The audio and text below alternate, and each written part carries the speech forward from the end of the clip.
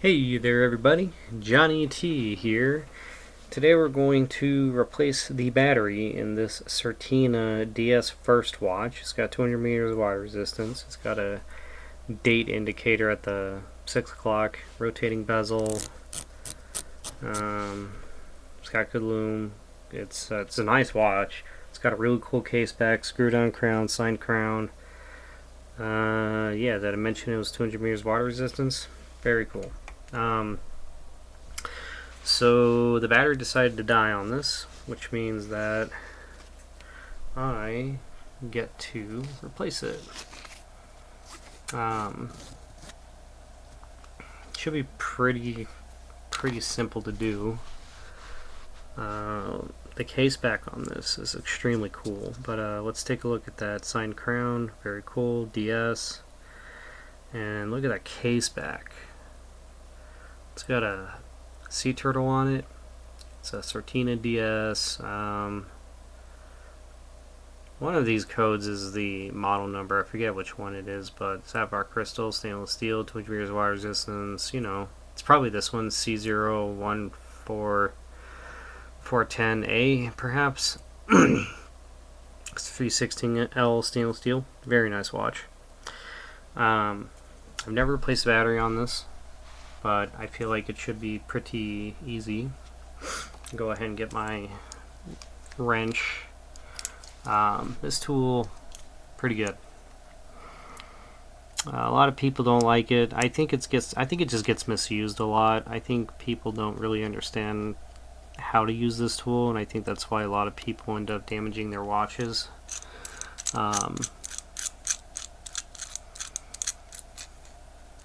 Once you get the hang of it, though, it's pretty simple. So, okay, I'm gonna have to put this in a vise, I think. So this, if you think you're going to end up damaging your watch, get a vise.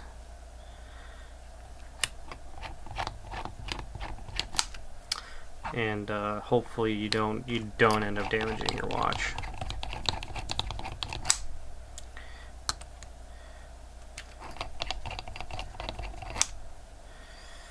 All right, just that looks about right. I don't think I have to make any adjustments here. Okay, so now that it's in a vise, we can put more pressure parallel with the case back on it and get it off without anything slipping. So this tool in combination with the vise is pretty much almost as good as it gets. You can spend a bit more money and get a more professional tool, but this is pretty good. Okay.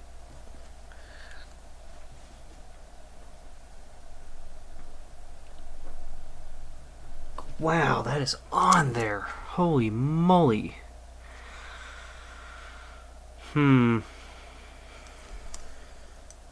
Wow. It's time to get...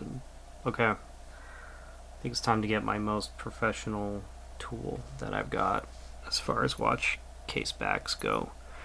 I'm going to get these spring bars off. Oop, just hit my head on that, sorry. Yeah, this is not budging, which is weird. I don't understand that. All right, let's get the big gun.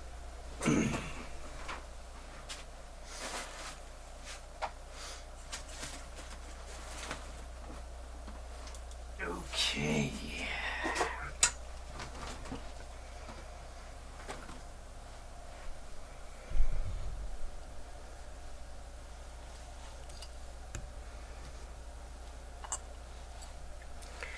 Alright. Let's, I'm going to angle my camera differently.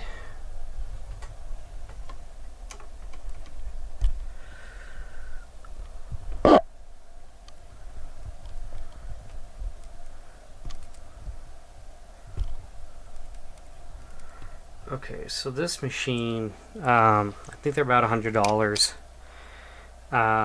We are going to not use this. This thing is weird. It doesn't really work as well as I had hoped. So instead, what we're going to do, so we got these two prongs here. They go here, but first we have to decide. Yeah, okay, first try. So it's a 22. So it's the lug width is 22 millimeter on this, which is true. Yeah, that's what my calipers are giving me, is 22. So we need to get the 22 lug width blocks. I could have sworn, is there something else that I'm missing here? This can't be right. Isn't there supposed to be some other kind of cushion for this? I wonder. Because I can't just put the watch on there without some kind of protection, right? Because I'm going to damage my watch if I do that.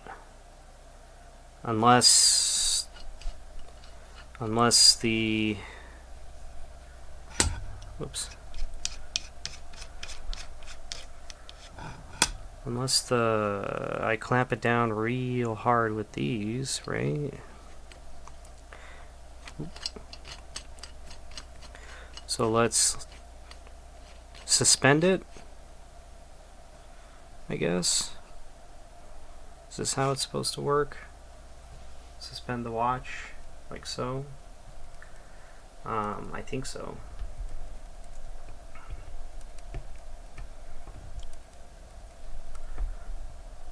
Just lining my camera up. Okay. So now, I believe I just line up these two prongs like so. Move this up.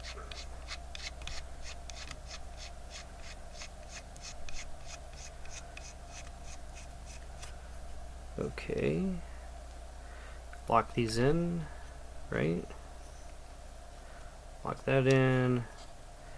Lock that in. Okay. So now I just turn the wheel up top. Huh, wow, that was so easy. Holy moly. I did that with one hand. Whoa, alright.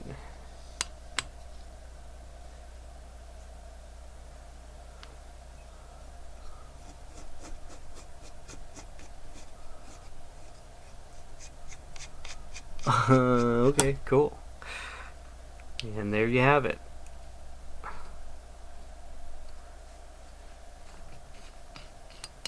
Just like that. Alright, sweet. Oh man, this thing. So this is a Ling Hue number 5788. That is worth the money right there. Okay, let's reorient my camera.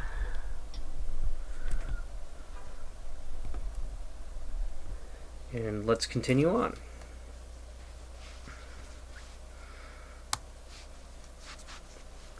How cool is that, you guys? That's the first time I really used that device, and it works extremely well. Like I said, I think I paid almost $100 for it, so... Alright, that's interesting. Nothing on the back of this. It seems to be some kind of a movement placeholder. Okay, so what is this? This is an ISA? 955112. ISA 955112. Okay, cool. Beautiful. I don't think this watch has ever been opened, actually. I'm the first person to open it. And boy, did I use the right tool for the job there. Okay. Just like that. I got my plastic tweezers so I don't short anything.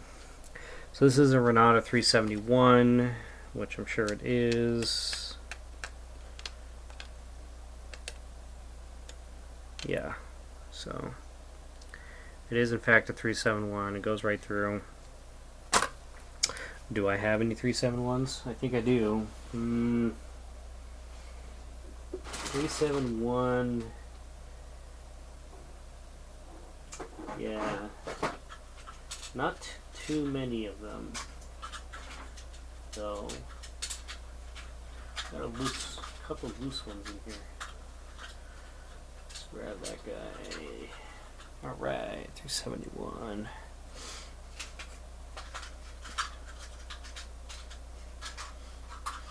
Cool. I'm gonna get my glove on just in case. Ah, man, that tool works so good. Makes me very, very, very happy, actually. Okay.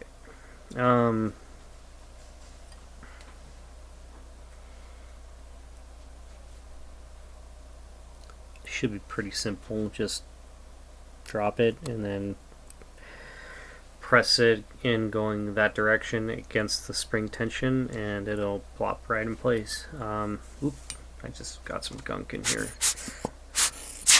Wow, this watch is well made. CERTINA really, it's even got movement spacers on there, or it's movement holders.